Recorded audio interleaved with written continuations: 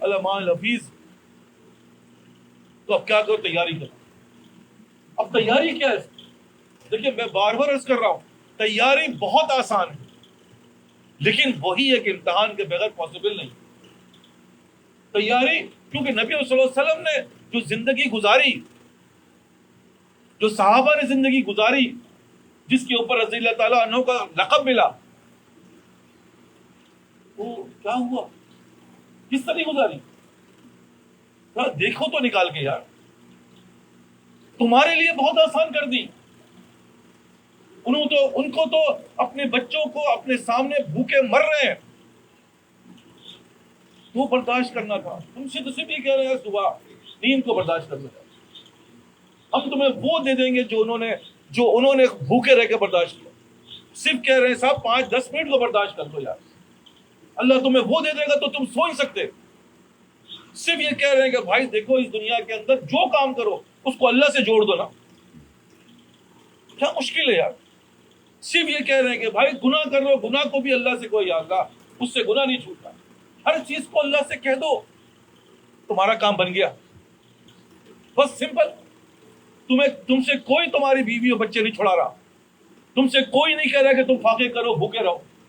تمہیں تو ایک سے ایک انواع اقسام کی نعمتیں دی ہوئی ہیں، لیکن بس یہی ہے، کیا ہے جو اللہ پسند کرتا ہے. اللہ تو کہہ رہا ہے کہ بھائی اللہ رمضان روزہ پسند کرتا ہے، تو اللہ کہہ رہا ہے حلال کو بھی چھوڑو. دیکھا آپ نے اللہ کی سوچ بتا رہا ہوں. اللہ کی جسے کہتا ہے اس کو اس کی باتوں کو سمجھنے کی بات بتا رہا ہوں. نماز میں کھڑے ہوتے کیا چھوڑتے ہیں؟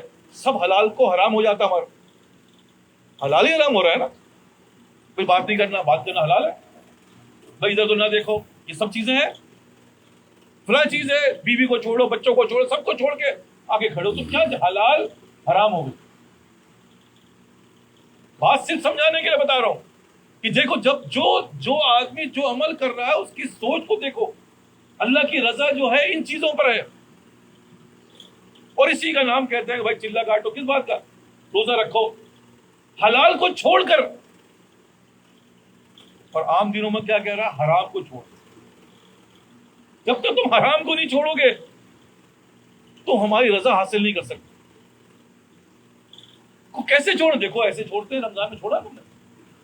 ہے دیکھو فلاں کو چھوڑا، تم نماز میں چھوڑتے ہو نا. اسی طرح بھائی یہ چیز چھوڑنی ہے.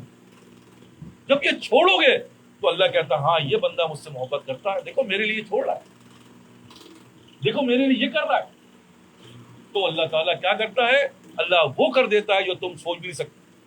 یہ میں بتا رہا ہوں جیسے کہا جاتا ہے کہ دیکھو اس کی سوچ ایسی ہے، اور یہاں پر ہم جو بیٹھے ہیں وہ یہی بات سیکھنے کے لیے بیٹھے ہیں کہ اللہ کی سوچ کیا ہے، اللہ کی عادت اللہ کیا ہے، سنت اللہ کیا ہے.